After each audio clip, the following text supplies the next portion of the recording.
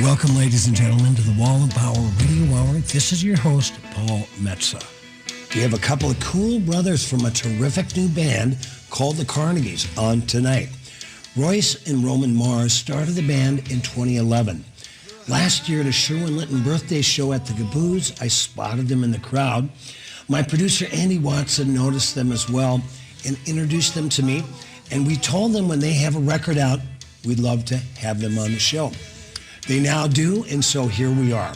We are going to hear some tracks off the new disc, No Signs of Warning, and more. Without any further ado, Royce and Roman Mars from the Carnegies. I love your new record. Oh, wow. I mean, it's phenomenal for it to be our first. It's really good to hear. Yeah. Right. There was it was a fun record to make, but it was almost like any album. It's so you have so little time to do it, right? In a sense like that. So in a sense, if we had like all the time in the world, there could have been so much more. It would have been a disaster. You would have had a string section, the children's choir. Right. You didn't need that. Turn into a Nick Drake album. We overdid it. Turn into Rodriguez. Right. I think that's good. That's good too, right? Right. Oh, it's phenomenal. Yeah. You know what I dig about just getting to know you two is that there is something, I sense the energy of, when I got started out back in the Civil War, of what it was like to have your first band, and then the energy of playing gigs, and then the energy of having your first record. That's right. And you guys are feeling it right now, aren't you? I know. You start the band off, and you do it for how long? Just playing gigs, and all of a sudden, when you finally have something, a physical piece, here it is, this is us. So right stand here. Behind. Yeah, this stands behind us, this is who we are, and then all of a sudden, it feels weird. All this new opportunities start popping up, and you're, it's just kind of whoa, You guys actually have some pretty heavy rock lineage. Your nephews of Chris Mars, the original drummer for the Replacements. That's right. Yep. Oh yes. How cool is that? It's from someone like Chris, and like you learn and you growing up that how much of a legacy they kind of left around. It kind of whoa, like. He's in the family, and he's just your uncle, he just comes to the family gatherings, so it's just like, that's how you feel about him. He's just there, oh hey Chris, and he's been such a help to the band too. We want to say that he's started us off with giving us a drum set, Wow. And literally that was the first time I think we ever jammed. He brought this drum set. Our mom told him hey, they're starting to get into music. We're listening to all these like rock and roll bands like the Rolling Stones and and stuff like that. So Chris goes, okay, well I'll help him out. Let's Nice. Brings a drum set. Brings it downstairs and he's on the drums and we're just complete crap. Me and Roman, we're just look at me, so. And so he kind of gave us a little push there. But here's an expensive thing that takes to buy normally, drums that can take so long saving. Right. So it was really cool of him, and we always appreciate it. Uncles are good guys. If they're musicians, I'm going to brag a little bit. I gave a guitar to a nephew of mine when he was about 9 or 10 years old. Sure. And now he's in just a little bit over 30. His name's Sawmill Joe. He's got 2 EPs out. And he wrote a song for the Lumineers and actually opened up for him at the Greek Theater.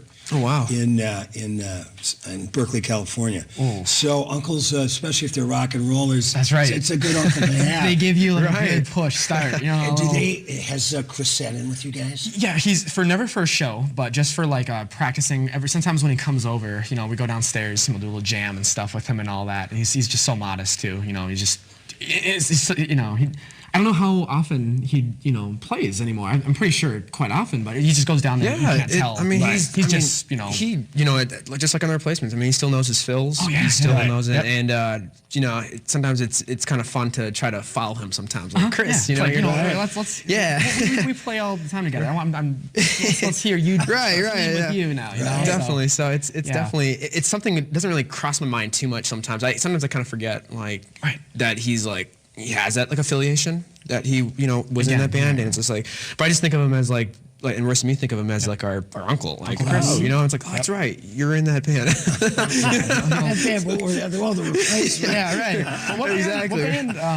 But he will come by too, like, his dad, of course with Chris, paints and stuff too. Right. Oh, Stuff. Great painter. Oh my God, yeah. Yeah, right. And all Unbelievable. that career right just there too is amazing. And then he will come to our dad, and he wants like a frame done. So our dad will fix some kind of frame up or something. Yeah, some like that. kind of intricate, Yeah. crazy frame to go with some of his new pieces he's working on and stuff Yeah, like that. So kind of teamwork of brothers, our dad and him Yeah. brothers. What does your dad do? yeah, our dad, he's actually like a, let's see, Dental technician. yeah, a dental technician actually Yes. for what is that? What's like- cap tech work? Yeah, Cap tech work. so like all the Yeah. people need to replace teeth, all that jazz. So the artistry kind of runs in the family in different ways. So our dad, he does. Oh, he had some amazing drawings back in the day too, and he has them in our house. And I go, Dad, why don't you, work on that? And, Right. because he could have made a career out of it himself. Because I think he's that good. He's But, pretty he did good. I mean, a good one. if Marilyn Monroe, he did. and Yeah, stuff, phenomenal picture of Yeah. Marilyn Monroe that's down in our basement. So if he really would want to pursue art like our uncle Chris, I mean, Yeah, he could have. he could have done something with that. Yeah, so and he went in the path of with teeth and stuff, carving and all that too, and 3D 3D yeah. sculpture, literally. So that's literally what Literally, he yeah. did, and then Chris went with doing what he knew, and so that's kind of. I'd say maybe where, Roman and me, we like to draw too. So Right. I almost forgot to bring that up. Oh yeah, It's just, insects with top hats and all that real weird psychedelic and a bunch Right. of different kinds of things. So, but yeah, so it kind of runs in the family, I'd say, I guess. Or it's so. in the blood. It's in the blood. It is, yeah, it Yep. definitely is. We even like in the Almart design, we kind of drew some fun stuff in there. Kind of when you pop the CD out, Right. there's like this little Carnotaurus on there, and I even just illustrated that in about 5 minutes. But I don't know, something about our family. It's just art just kind of comes natural. In a weird way. Yeah, it's like the only thing that keeps, keeps Right, it sane. right. You're Right. just- yeah, But it's funny because we're just terrible at other stuff like Right. yeah, at like Yep. math Oh. or science. It does not compute with Yep. us. Like Oh, it's just don't get me started on writing the lyrics out and how many typos we had. Right. We go back and we missed one and we go back. So really strong in one point, Yep. terrible in the other point. Right. So Well, when I was listening to the record, I heard, I heard '60s garage rock. Oh, yes. I heard Ramones. I heard some melodious Beatlesque stuff. Right. I could even say you could hear a little bit of the Clash in there, some David Bowie. yeah. oh definitely. When did you guys start? Before you started playing, what did you start listening to, and when? Yeah, so I would think here's the thing. It's kind of funny how we started playing as soon as we knew of this music. Like I didn't take music seriously until I heard the Rolling Stones. Nothing got me. I was just like, some just normal kid. And then as soon as I heard the Rolling Stones in, I'd say ninth grade. Yeah. We were in ninth grade. Bam! I got a haircut that kind of resembled the Stones or the Beatles. Right. Same with Roman. It's so funny too because we always in school and stuff. People would always bring up to us before we were even into that kind of that music. stuff. Oh my God, there goes Mick Jagger, there goes John Yeah, Lennon. all So the this time. is always kind of affiliated with us. Yeah. And when we finally heard those records of the Beatles records, Rolling Stones records, we finally go oh my God, these people are just phenomenal. Yes, And yeah, we just. It's what we wanted to do. Is Royce? He loves the Rolling Stones. I love them too. Oh, yeah, but he's just so vice versa. heavily influenced by Chuck Berry, Berry and, Keith Richards. yeah. My Well, house, but, yeah. you're identical twins, so Right. you have to be a little bit influenced by the Kinks. Yeah, Oh, yeah. Yep, Oh, my and then goodness. Love the Kinks. Back when we, first started playing in the band, we were busting out into the Kinks songs. Right. Taylor were going, na na na na na, and then we started playing and stuff. And, I even got the Kinks bass, Yeah. the Oh, Rickenbacker nice. and stuff, because Yeah, I just so- love that whole look. No. But yeah, I what started it really for me is I loved Beck Hansen, from known as Beck. Sure. He's another artist that Loser. Loser. Of Yeah, and course, it's funny because a lot of people just know him for that song. It's a great song, but yeah, of course I it feel like is. there's so many other songs that I really just took to of yeah, his. I don't know what it is. It's the way he constructs his songs with so many changes, and his melody. you can master any genre. Oh my God, yeah, Just too, it's but, it's unbelievable. Yeah, I remember you starting off. Yeah, with music, yeah, you really Beck hit you Yeah, hard, I even Yeah. went full out. I bought his exact silver tone Yep. that he had. From I got that. 1963? Yeah, it's I think 1963 3 or 2. I can never remember. It's either that one. That thing existed when the Beatles were. Oh my God, I know it's older than us. But yeah, no, and that's what I love about Beck is just that he has that. You know, he was influenced by that kind of music. You can hear it in his songs. He just gives it a little bit of a new take, and then also I love Donovan too, because a lot of from Beck, I kind of hear Beck got a lot of stuff from Donovan, and just the way of how he constructs his songs and melodies. So I'm kind of really heavily influenced lyrically, like in that kind of style from Beck and Donovan. You guys would be perfect to do Hurdy Gurdy Man. Oh, I love that song. And I think we've attempted it very poorly before.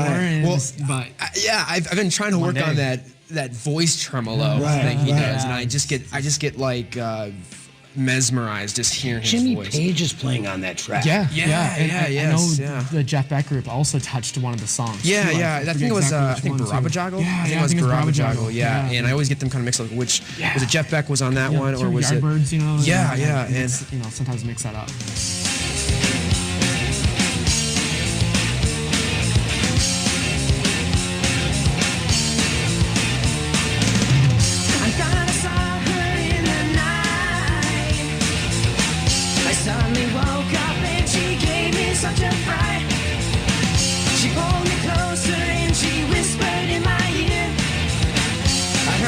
She said, but she shed a single tear. Her eyes were black and blue.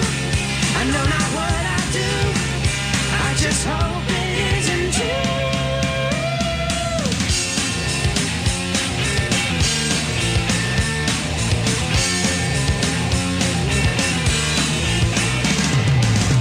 She grabbed my hair with such a force. She wouldn't let go while she showed me no remorse. She shut me to the ground. That song was called In the Night from the debut record of the Carnegies, No Signs of Warning.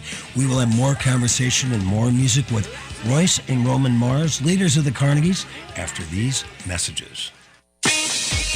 The #1 source of the Twin Cities gay scene is all digital. Follow Twin Cities Gay Scene on Facebook and Twitter. Sign up for the Scene Shot email blast for weekly updates and chances to win great prizes. No app is needed to view the bi-weekly web editions of Scene. It's GLBTQ media for the mobile generation. Find it all at TwinCitiesGayScene.com. That's TwinCitiesGayScene.com.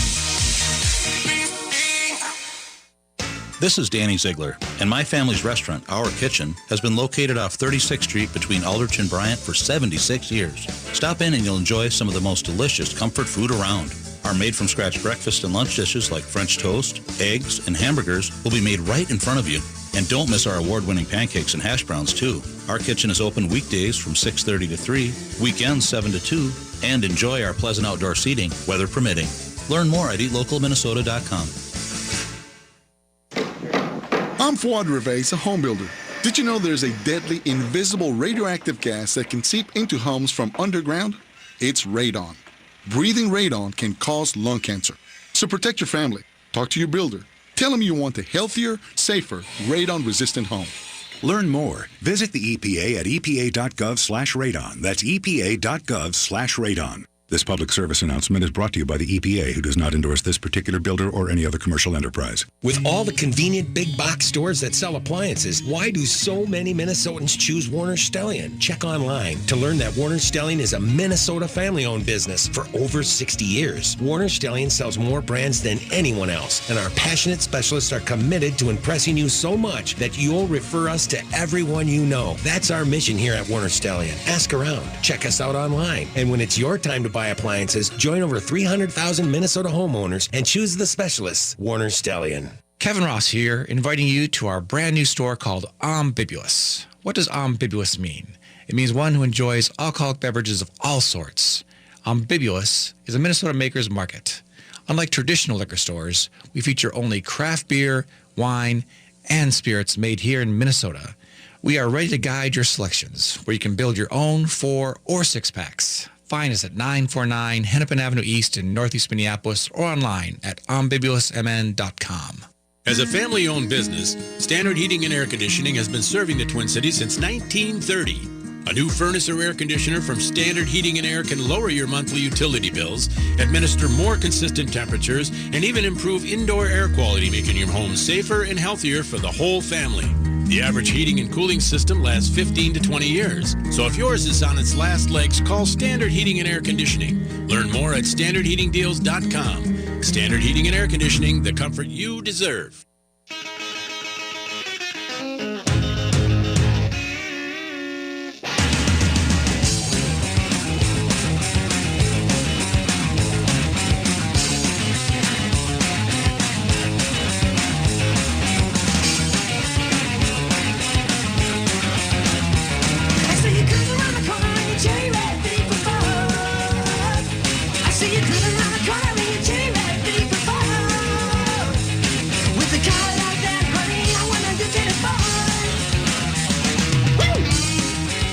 Welcome back to the Wall of Power Radio Hour. This is your host, Paul Metza. We just heard a little bit of 54-4, a song by my guests in the studio. They play in a band called the Carnegies, and they are twin brothers. Their names are Royce and Roman Mars. So do you guys have your own separate record collections, or do you share? What? It's sometimes separate, sometimes yeah. we share. It's kind of almost like what do they call those? Venn diagram? Yeah, things? it's right. You know, but we all the Dylan and the Donovan. A lot of like the folk rock artists. Even though you love the birds, and I like them too. But you're you even look like a bird. Oh yeah, no. You know? Right. But I don't know. I like to go with a lot of the poets, rock poets, kind of in that league, and Royce likes to go, kind of started off with the like them, Van Morrison and the Stones. Then he'll listen to my and, stuff, and I'll listen to his stuff. Yeah, so then it kind of and as you say that, I love that music he brings, and he loves the music I bring. Oh yeah, I bought this, and then, always we listen to each other. It's cool because then you can hear like that sound when you start playing the music, that you can hear Royce is bringing in his things, and I'm bringing in my stuff. So it's like, this is a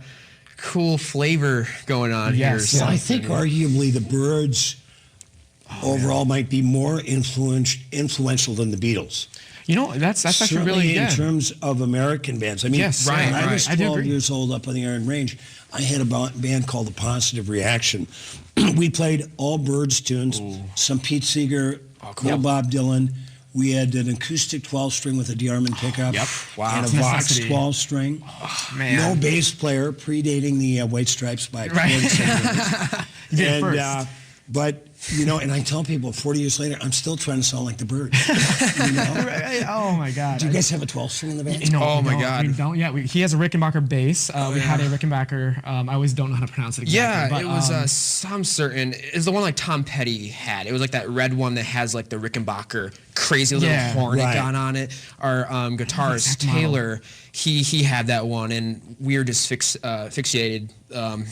With Rickenbackers, just the looks of them and stuff. Fixated, not fixated. There you are. See, right. We don't want to fixated. English class was in our. See, I'm so bad at my words here, But but I was just we saw Roger McGuinn. Yes, we did. Just I think it was September or October. Yeah, one of those days. Like after seeing that too. There he is down there. And but I was just telling Royce, dude, you got to pick up one of those. His model exactly. We will do that one day. Right. Just got to save the money, right? Bam, it'll be in the next album maybe or something, right? Have that 12-string. Even just on the guitars we have, like the 6-string guitars, we just try to emulate that Byrdsy sound by hitting like the octave notes to get that kind of. Yeah. But you can only do so much with 6 strings when you could have this 12 strings to get the Byrds. Right. So. It's a little more easier to accomplish that sound. Well, I remember when I saw you guys at the Caboose at that Sherman Linton show.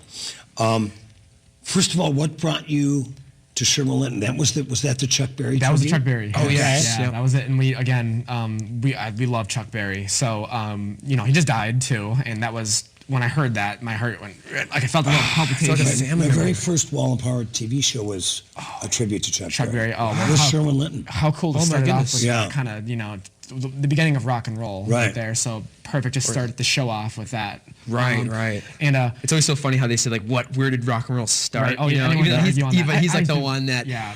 To me, he gave it a face. Right. He gave it a face. He took blues and put together. I think he deserves the name for the starter. But we went to that Chuck Berry show because we love Chuck Berry. I like to say I own every single thing he recorded. I bought this $300 box set of everything he recorded, and I just listened and studied how he played. And I feel like too, getting to another funny topic related to all that is I think I've been playing drums longer than I ever have been playing guitar. So because when we started the band, you know, we'd have people there who were like, oh, I'm in the band, and then they would just run upstairs and lose interest. Hang out upstairs or hanging out. something. And so okay, well, who's the drummer now? So I had to get off guitar and go on drums and do that. And so basically I was doing drums longer than I ever played guitar. But eventually when things got worked around, where we had to reform things around, when I went on to guitar, I went straight on studying how Chuck played, how Keith Richards played. And to me, it feels like I just did it yesterday. I just started yesterday, and but all I was doing every night, picking up the guitar and learning those double stops and doing this and stuff. And, if I'm going to play, I'm going to sound like Chuck or something. I'm going to sound like my favorites. But, oh, man. But yeah, when he did die, it's like, that really just. And, he was 90 years old. I know. And at the same time, he can understand with that. a new record out. And I pre-ordered the deluxe edition you could get of that darn thing, and comes with a tote bag. Yeah, tote bag, people. It came with a tote bag. So cool to see that hanging up in the room. Yep. And, you guys should think about that for your next record. That's right. Yeah, so you need a tote bag for the Carnegies. It's called the Chuck Berry tote bag song. Yeah. Where did the name the Carnegies come from? Yeah. Yes. So I think you know what, we were a band that started before we had a band name, and we just went so long. What name are we going to be? We kept switching it, and nothing clicked. Nothing. What were some of the other names? Some I just don't like. I think one of them was hydraulic hybrids. Yeah. It's that didn't work. It didn't work. This one sounds like it's completely in the wrong genre. Three shells deep. Yeah. It just sounds like we're like a emo band or something. I'm like, that's that. Shoegazers. Yeah. I'm like, those are broken wrists, and we're like, I don't really like. There's so many bands with the brokenness. The broken. Yeah, and then we went to Broken Ribs, and the broken ribs sounds like, it's just like I don't want to be too gritty. Yeah, it's too gritty. Right. We don't want to be that. Yeah. And so we made this song called Mr. Carnegie, and Taylor, the first. Like one of our forming members. Yeah, the forming members. So I would say it's you, me, and Taylor. We were the first beginning of the band, and so we made the song called Mr. Carnegie, and that's actually on the album. And what's the song about? It's a song. It has no relation to like Andrew Carnegie, and I guess that's like the real way you pronounce it. I've heard from other people, but we just go with the Carnegies, and it sounds better. But that song has no relation to him, but it's just that name kind of fit in there really well. Right. It just.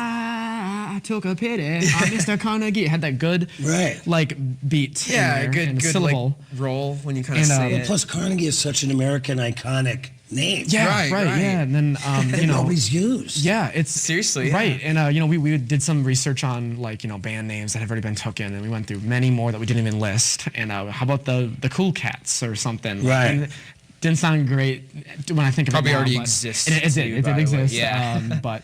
Yeah. We thought of every little animal because we wanted to keep a classic feel, kind of like the Beatles, the Turtles, yeah. And we wanted the in there. We wanted to keep that classic vibe with the, and so one day Taylor, he really was a genius. That kid. He was, yeah, and, he was phenomenal. We came up with that song. He's the one that put the lyrics to it. We came up with the riff, and he would. Yeah, we were more about coming up with the melodies and coming up with how putting the bridge in there, putting that, and Taylor was almost like Dylan. Yeah, like Bob Dylan. He'd come up with it. Give him a minute. You didn't look too pretty standing there in the rain. By the way he looked, you can tell he got insane. I asked him for a cigarette, he said he had nothing more to give. Hey! Whoa! You should have seen him. His clothes were like they were from 1974. Told me that his wife had left the night before. Told me that his wife was just a cheating whore. The #1 source of the Twin Cities gay scene is All Digital. Follow Twin Cities Gay Scene on Facebook and Twitter. Sign up for the Scene Shot email blast for weekly updates and chances to win great prizes. No app is needed to view the bi-weekly web editions of Scene. It's GLBTQ media for the mobile generation. Find it all at TwinCitiesGayScene.com. That's TwinCitiesGayScene.com. The Two Gingers just can't get enough of Paul Metsa. He's smooth, yet strong, a great mixer and very refreshing. The Two Gingers are his biggest fans. They're at practically every bar, club and restaurant in Minnesota to see his shows. And now they've taken to following Paul around the country. Texas, New York, Nebraska. You never know where you may find the Two Gingers. Just ask the bartender for them. Two Gingers Whiskey. What could happen? The Spring St. Paul Art Crawl, presented by the St. Paul Art Collective, will be running April 27th, 28th, and 29th. This is a must-do experience that you will love. Over the weekend, you'll have the chance to explore a wide variety of art while touring through local artist studios, lofts, and galleries.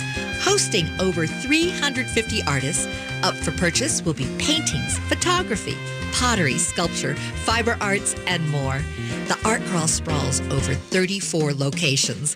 Join the Art Crawl and discover outstanding art for you to own.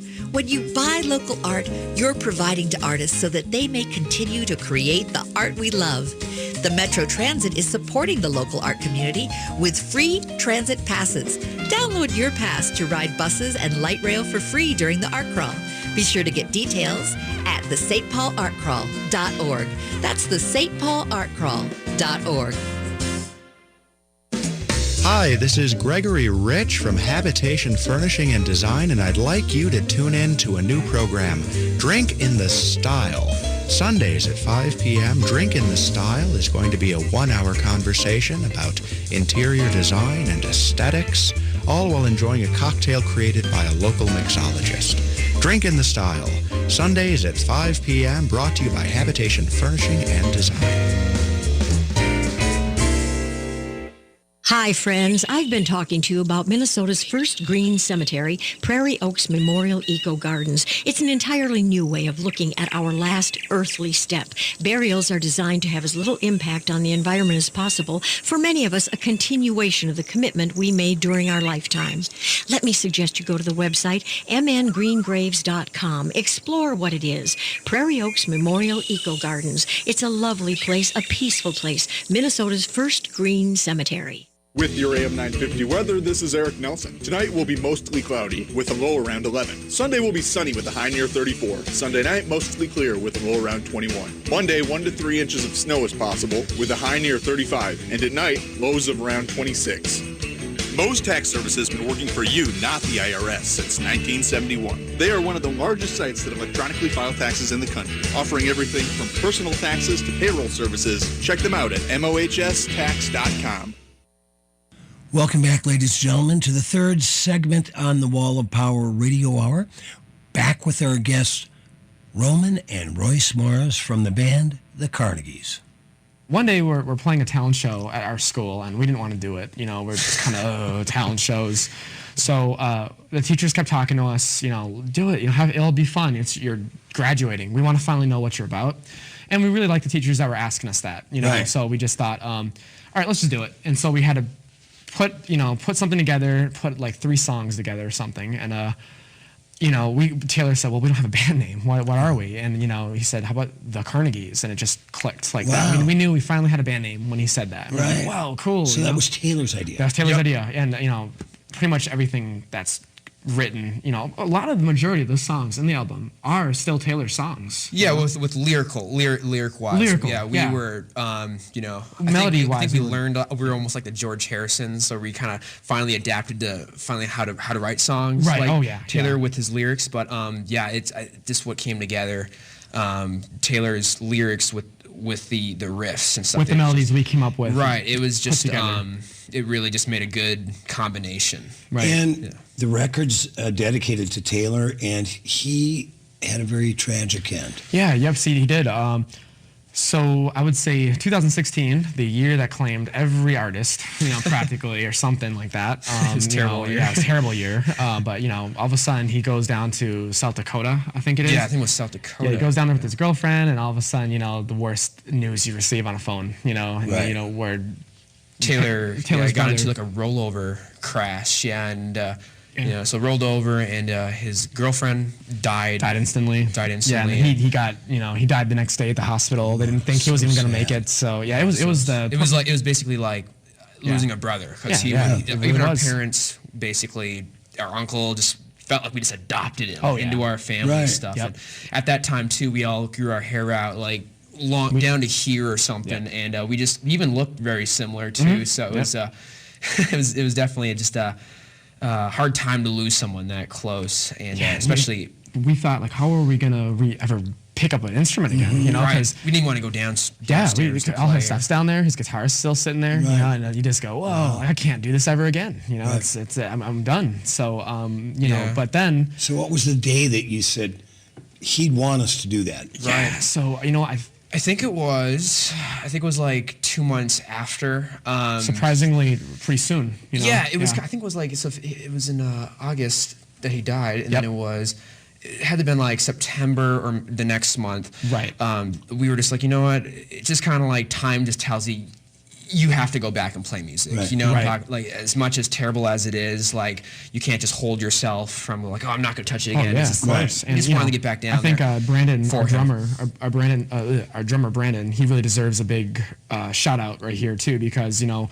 He wasn't in the band yet because it was just the three, me, Roman, and Taylor. And Taylor passed away, and all of a sudden, you know, Brandon invites us over to have a good day, to all hang out, you know, kind of celebrate Taylor. And all of a sudden, you know, he does drums too. We have really, you know, we always kind of thought, hey, when Taylor was alive and all that stuff, it'd be kind of cool to get him on drums one day, you know, and I could go back on guitar, like, because I was always on the drums holding the spot down. And so, you know, we thought of that idea, but we never got to it. And so all of a sudden, Brandon invites us over, and he brings up the idea, hey, if you guys ever need a drummer, you know, I could be your guy. And we thought, oh, hey, cool, what a cool thing to hear. You know, I could go on guitar since, you know, we knew Taylor's parts, you know, and stuff like that. And, you know, then I'd finally do that. And so, yeah, he was a huge help to getting us back on track here, you know. So, and we're so happy to have Brandon in the band, you know. And we even had one more member. His name was Will, and he was very fun to work with too. So he was in the band for a good 2 or 3 months or something. Yeah, and, I think so. You know, honestly, like all to him, I'm glad he actually went off to California. You know, only being in the band for a good 3 months, but you know, he gave us a really good start as well to getting back on track with the band. And, yeah, it was so fun to work with him too, because he loved all the same stuff we did too. So you know, he kind of even looked kind of like a Beach Boy too. Yeah, he did. Yeah, he reminded me of Brian Wilson. Yeah, exactly. Yeah, definitely, and he just knew the right chords for the song. So he gave it his own little dressed the part, gave it its own flavor. Some of the songs, so it was really fun to have him in the band when he was wanted to be a part of it. But yeah, he wanted to go pursue other stuff. And so he went down to California. So he went to California. So it was a little blow to the heart, like dang, you know, just got someone that was really like, you know, almost as great as Taylor. You know, finally. I really connected with Will too. It was just really fun to have him in there. He was was fun about Will was he was very sophisticated. Yeah, he was very sophisticated. I think he's about a year younger than us, and I was like, oh my god, I never. You're smoking pipes. And we're smoking our little pipes outside. Cardigan. It was all real fancy. You know, he looked like he came out of like the early '60s or something. We're all cool kids. I used to have everybody like that in high school. Like the real fancy dressers. Really cool guys. At that time. Right. Yeah, and we're like, we got to get this kid in the band. It was really fun. You know, so hopefully someday he'll come back down and jam with us more. But when did you start playing live then? Out. Oh yes, that was I think the real time. Crazy how foggy it gets already. Right, yeah. When we first started playing, I would say we were. I think it was the summer of 15 or 14. I think. Yeah, we were playing like Grandapalooza, Arterworld shows a lot. We were just trying to get into that art district kind of get ourselves out there more. Yeah. So I think we really started to rack up the shows then and stuff. And I would say that is like the official start when we started playing shows. I think we did touch playing shows a little earlier than that too. Yeah, probably I think so like too. Yeah. 2013, and they were just complete. Shows. So like beginning shows. You know, we're so nervous up there, like, you know, it was they were just bad. I don't even count those. You know, we were just, you know, but still. Like, do you count this? Do you not count those? Yeah, you shouldn't have been there. People don't go there. You know? Shouldn't have been there. But you know, it was fun. So, but I think 2015 is when Taylor and us were going, just playing and going for it. Yeah. Getting in with the music scene, a lot of bands that are playing with, like learning all the Electric Circus and just kind of in the psychedelic rock scene in Minneapolis. We just became like a little kind of like a family Yeah. with Right. them and stuff. So they got shows we were on the bill or vice versa Yeah. and stuff. Yeah. And so I we think helped each other out a lot. And stuff. we were mainly on their bills because we didn't know how to do it Basically, yet. Yeah. yes, exactly. So and then Drifter Right. Pyre and stuff and Drift Pyre, Hawks and Haze. Yeah, Hawks and stuff Haze. like that. So And, they, Do you have a CD release party in particular? Yeah, so kind of perfect naming of the title. What we did was yeah. since there's like no signs of warning, we kind of thought, hey, let's keep it really quiet. And so we kind of did because the Carnegies, they don't have an album, right? Right. And we did what's gonna change in the next day, right?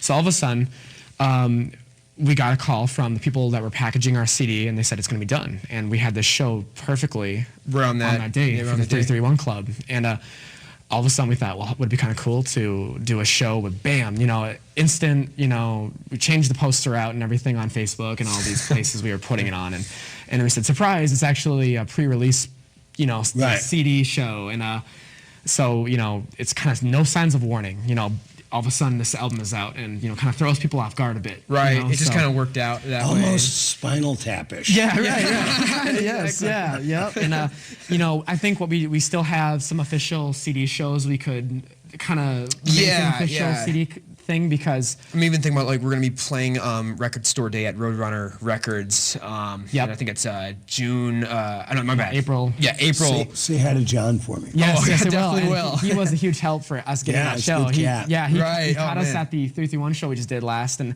I see this guy down there, and he's just rocking out. He's got his long hair. Oh, I'm like, yeah. I like that guy. He's really digging it. And then he comes over to us, and he's gives us this thing. Hey, do you want to do that? I could see if I could work it out with you guys. And Cool. next thing we know, they worked out. So yeah. Now, you guys, from the little I've hung out with you, and I really enjoyed. I have. Thank you. I really dig the energy here. But your brothers, identical twins, and you're in a band. That's right. There's got to be times when you guys butt heads. That's you know what? Yeah. So like I think like with Mick and Keith not being brothers, but they're like Right. you do have those slight little fun things where all of a yeah. sudden one day me and Roman were Oh man. we're having our argument and Brandon will have to go, all right guys, Right. bring it down a bit, and then Right. our cousin Danny, he's a huge help to our band too, but he will hear an argument. He'll go downstairs and you'll see me and Roman on the stairs, just With a like- symbol between us. Or something like that. you already had Yeah. the symbol. And thank God, nothing. We'll never hurt each other. Well, but- it's such a rock and roll tradition. Yeah. Oh, my. fights between brothers. Phil and Don Everly. That's right. you know. Yeah, I'm Phil. You're the Don. Yeah, Randy Davies of the Kinks. Yeah. I mean, Right. it's been around since time Yes, it has. began. Oh man. Oh my goodness. Yeah. And, It's I think mainly thing. as musicians, we see eye to eye so commonly too. Right. It just works perfectly. Here's the fights and here's like the Right. times we're working together, and it's. Well, you need the tension, though. Oh, too, that's right. True. Yeah. And there's Right. that slight fun. unpredictableness. Of, Yeah. yeah. And it's raw. Anything can happen. In a sense like But that. you seem like you have a really good feel for appreciating each other's opinions. That's and right. a We're artistic exactly. bent. Usually, whatever he thinks for like what a song should do, I'm probably agreeing right with him. Right. on Yeah. We something. were on the same wavelength for that. So Yeah. you guys are setting up your set list for a particular show. You sit down together and write it out? Yeah. Yeah. I'll kind of go, hey, Roman, you think this sounds like a good idea? And he'll just go like, yeah, like, all right, cool. Or So usually that's always the funnest part because we'll get so indecisive Yeah. sometimes where it's just all these combinations of what you could do. oh, you It's- can overthink it, overthink Yeah. it. You Oh, almost man. need a third party person in there to Right. kind of set things straight. Like, okay, guys, I think your song should be here, this, and we'll refer to that We're just like, sometimes, too. Brandon, like, what do you think? Brandon Like, Jacob, yeah. you guys figure out what is a good order, Yeah. Right. And then once you get there and you read the crowd, you go, this set list makes absolutely no sense. Right. That's kind of usually what happens when we get up on it's stage. just do it off the top of our heads. Yeah, Right. but we don't even know why. We did this. We'll just change it up now completely. Yeah. You wanna do parking lot song? Yeah, You want to do that one? Sure, we'll do parking lot song. We're just up there and we don't even look at the list we made. We wasted our Right. We don't time. even refer to it sometimes. Yeah. We'll And just go right into it.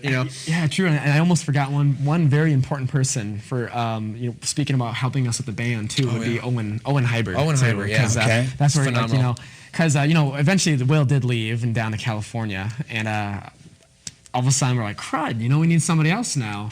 Right. And, all of a so many sudden- changes within a short amount of time. Yeah, you know, like, you're kind of Just getting. when you thought things were coming together. That's right, yeah. right, And you know, exactly. you're getting exhausted, you know, reteaching somebody else the set list Right. and stuff, and you're, oh, please, just someone don't leave. But you Right. know, all two people who do. But and then you know, our Uncle Bob, he's technically like, you know, we have a couple managers for our band that help us out so much, and Bobby's one of them, Uncle Bob, and all of a sudden, you know, he sees this kid at Shaw's playing, you know, so and all of a, he's like, hey, you know, I know Will left. I found another kid that kind of looks like you guys and stuff. Like, you know, he looks like he could do the thing.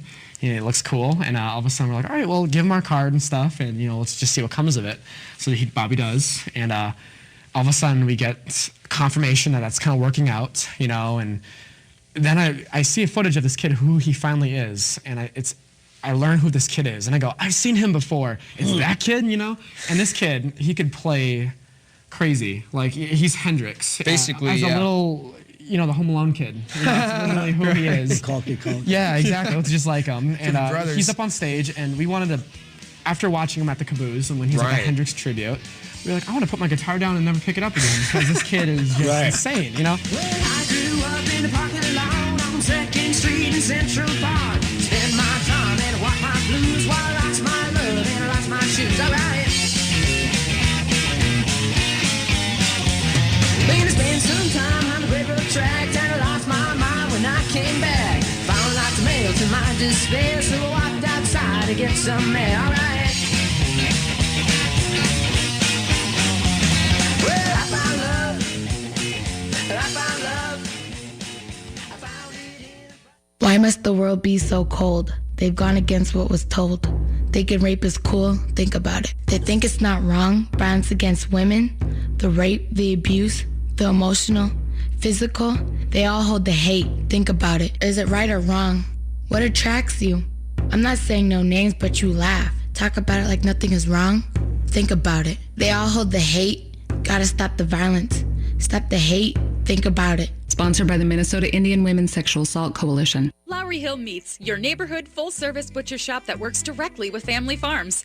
Using whole animals gives Lowry Hill Meats the benefit of preparing custom cuts and dry aging. They offer beef, lamb, goat, pork, and poultry, including whole duck, roasting hens, turkey, quail, pheasant, and Cornish hens. Their sausages are made fresh in-house weekly using 40 rotating recipes. Try their handcrafted sandwiches. They are second to none. Lowry Hill Meats is located at 1934 Hennepin Avenue in Minneapolis or online at lowryhillmeats.com. The first sentence of his email said, I'd like to stay anonymous. And the second sentence said, I'd like to donate $1 million to the Global Good Fund. Where should I send the check? I'm Tony Lloyd, and I'm the host of the brand new show, Social Entrepreneur. If you love stories that engage, inform, and inspire, you don't want to miss it. Join us every Monday from 7 to 8 a.m. right here on AM 950, the progressive voice of Minnesota. Hi, Matt McNeil for Rudy Luther Toyota. My first Toyota love was the RAV4 back in 1998. When I was traveling in February, I needed a rental car, and I jumped at the opportunity to drive one again. The RAV4 is fantastic with all the bells and whistles you need, and it has all the modern safety features to keep us safe. Comfort as we vacationed. It fit all 5 of us and our luggage with ease. I was able to revisit my first love. Now, you can fall in love for yourself by test driving a RAV4 today at Rudy Luther Toyota, the southeast corner of 394 and 169. Saturdays at 1 p.m., you have a chance at a fresh start, a new beginning. Hi, everybody. This is Freddie Bell, host of New Beginnings. Our show features the concerns of America's 78 million baby boomers in employment, finance, health and nutrition, spirituality, and even entertainment. Every day is a chance for a fresh start. Join us Saturdays at 1 p.m. for New Beginnings with Freddie Bell on AM 950, the progressive voice of Minnesota. The two gingers just can't get enough of Paul Metza. He's smooth, yet strong, a great mixer and very refreshing. The two gingers are his biggest fans. They're at practically every bar, club, and restaurant in Minnesota to see his shows. And now they've taken to following Paul around the country. Texas, New York, Nebraska. You never know where you may find the two gingers. Just ask the bartender for them. Two Gingers Whiskey. What could happen? Welcome back to the Wall of Power Radio Hour. This is your host, Paul Metsa. A little more music and a little more conversation with Roman and Royce Mars from the band The Carnegies. That's what we always wanted in our band, was people who you could like trust and you could really just connect to them as like brothers. Hang out with them like friends. Yeah, because we're brothers. We want other brother interaction with other members. Yeah. We didn't want some person who's a stranger who just kind of comes in, comes and goes. You don't even know the person. Session kid. Right. I would just feel it. It's so weird feeling. So we've always he's been just a little funny kid. Right. Well, the cool thing about you guys, I mean, when I saw you at the Caboose at that Chuck Berry tribute, and Andy saw you, I looked at you and go, those guys are in a band, right? You had such a great look. Like you see, you guys got a great sartorial taste, which is something. Bands have been dressed alike since the 1920s, big bands and jazz bands, but you guys really have that 60s vibe going on. Thank you. Yeah, we just love that clothing, and the music was what got us interested first of all, but then when you look at these guys who made that music, you go, holy crud, these guys look amazing, and I just kind of go, how come this is not a current look common today? Even if I wasn't like a musician, I'd want to just dress that way, because clothing is just, I feel like what's out today, what is style. I think it's just kind of boring. There's no. Well, there's a lot of truckers' hats, flip flops, and stuff. And that's kind of what a lot of like current bands today do too, as well. They just kind of look like they're up on stage casually, up on stage. I just got off my day job. I'm just gonna be comfortable today, just like as I'm at the house, just play my song and wear my flip flops, and it's just kind of like present yourself. Well, and you look at, and let's talk a little bit about him, but.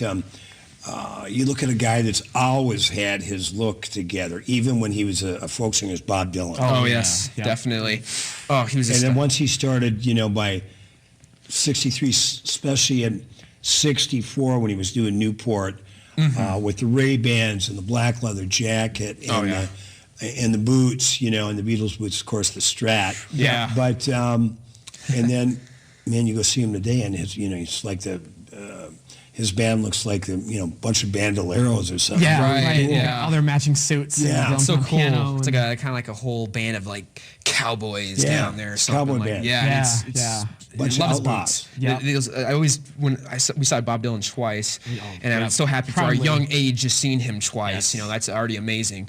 But I always like zone in at his boots, what he's wearing. And I think the last time we saw him was wearing like these rattlesnake white boots or something. And my God, just every time I love Bob Dylan's get up the entire time. And I even try to dress a little bit like 1965.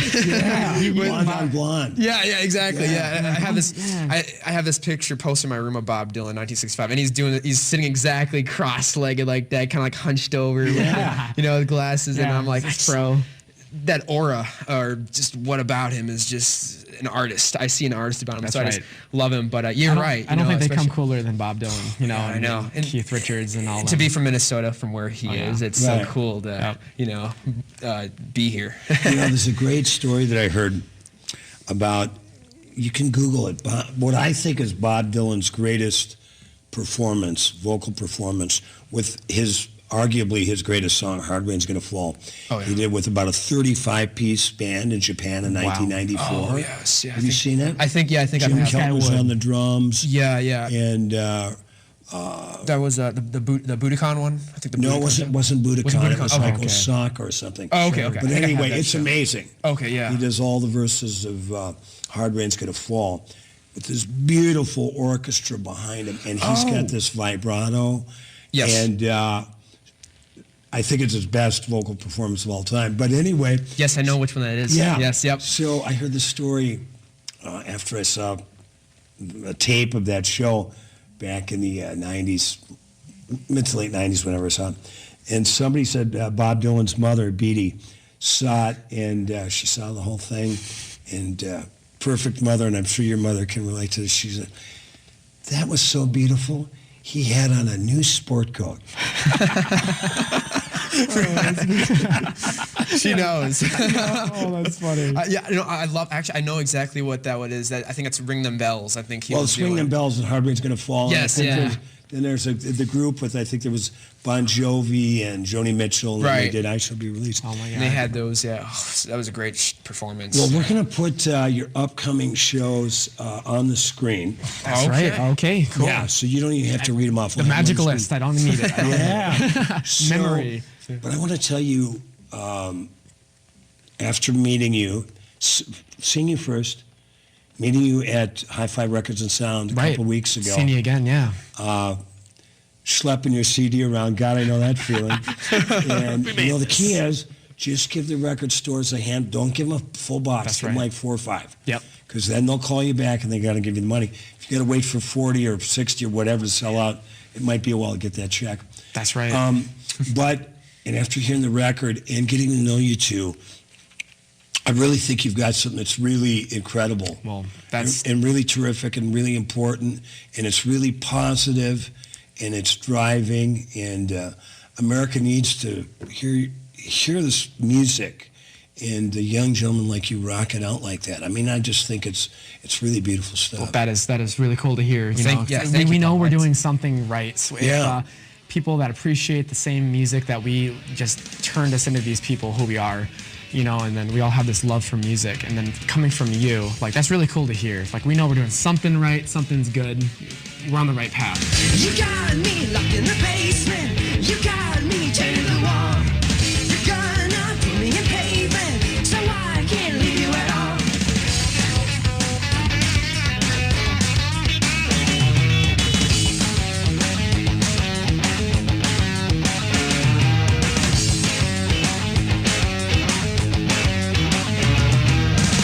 You said that I was leaving. Your heart couldn't handle that.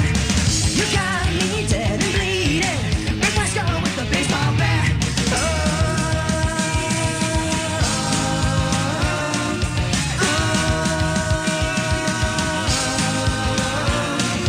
Bury my bones, bury my bones, bury my bones, bury my bones.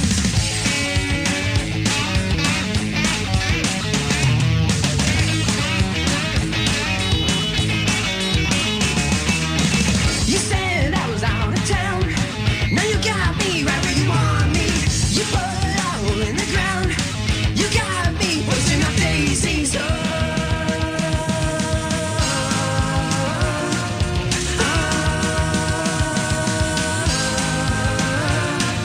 Bury my bones, bury my bones. Thanks for listening to the Wall of Power Radio Hour. This show is produced by Paul Metza, engineered by Paul Sowie. We'd like to thank our guests, the Carnegies, with their great new record, No Signs of Warning. This show has been brought to you in part by the Iron Range Resources and Rehabilitation. If you want to come out and see me play every Tuesday night from 5 to 7, I'm with bass player Cody McKinney at Miller's Corner Bar and Grill on 5th Street and 40th and Columbia Heights. Wednesday night at the Green Lantern in St. Paul, 229 East 6th Street from 8:30 to 11 with Sonny Earl. Thursday nights with the great Willie Walker at Shaw's Bar, 16th and University in Northeast Minneapolis from 5 to 7:30. You can also follow me at paulmetza.com and my TV show, Wall of Power TV, every Saturday night at 8 and 11:30 p.m. Channel 6 if you have Comcast, or stream it from www.mcn6.org. And I'd like to remind you, like my dad used to tell me, remember to be kind and make someone happy.